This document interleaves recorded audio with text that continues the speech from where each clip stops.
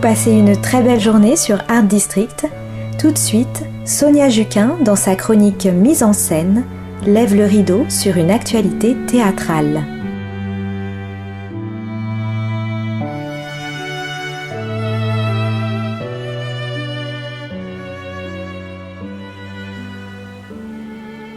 Bonjour à tous.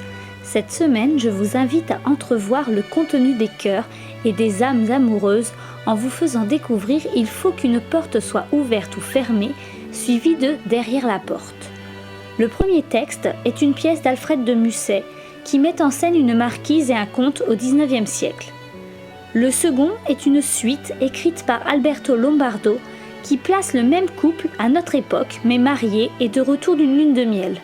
De la déclaration par jeu aux conséquences de cet acte, des suggestions à la parole libérée, les deux pièces, qui sont dans le prolongement l'une de l'autre, mettent en scène un couple aux prises à deux époques différentes avec le jeu de l'amour et des liaisons dangereuses. Chez Musset, le comte vient rendre visite à sa voisine la marquise.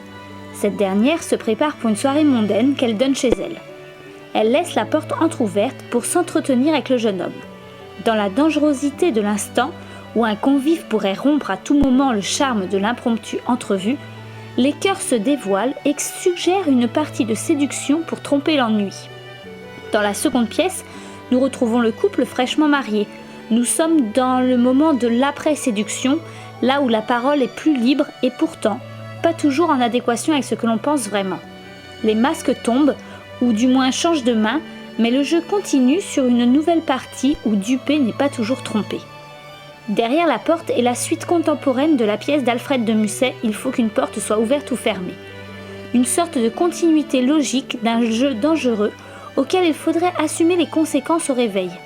Du XIXe siècle à nos jours, la règle est pourtant la même, on ne badine pas avec l'amour. Alberto Lombardo s'empare de ces codes et les savoure dans un texte ciselé où il ausculte les cœurs. Il met en scène deux comédiens pleinement engagés, dans une scénographie certes minimaliste mais qui fonctionne parfaitement. Il se délecte en posant les bonnes questions, préoccupations de tout temps. L'amour est-il un jeu ? Est-ce que lorsque nous nous déclarons, nous jouons la comédie ? Faut-il faire semblant d'y croire pour aller plus loin dans la partie ? Et si au final toute relation n'était que farce et jeu ? L'enchaînement des deux pièces sans réelle transition est fluide et pertinente. Le spectateur se laisse porter par cette histoire dont il se sent à la fois proche et lointain, et il entre dans la valse des sentiments avec autant de sérieux que de légèreté. Il faut qu'une porte soit ouverte ou fermée, suivie de Derrière la porte, à cette volonté d'accorder les paroles au ressenti, de réussir le mariage idéal entre ce que l'on dit et ce que l'on pense, et ce que l'on est. Une façon de vivre profondément ces relations, en harmonie avec ce que l'on maîtrise et ce sur quoi nous n'avons aucune prise. C'est à la fois vif, drôle et par moments inattendu. Et aussi vrai que l'on ne trompe vraiment qu'avec le cœur, le badinage a des conséquences, comme chacun de nos actes au quotidien, et il est bon de nous le rappeler de temps en temps pour que nous puissions nous réaliser pleinement.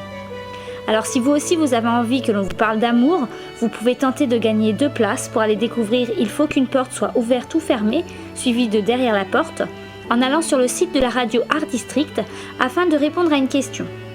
Mais si vous êtes malheureux au jeu, alors forcez un petit peu le destin de la chance amoureuse en poussant la porte du Théâtre 12 du mardi au dimanche avant le 19 mars, ou bien la porte de la Comédie Saint-Michel du 25 mars au 29 juillet, chaque jeudi et chaque dimanche. Quant à moi, je vous souhaite une très belle semaine et je vous donne rendez-vous très vite pour une nouvelle chronique de mise en scène.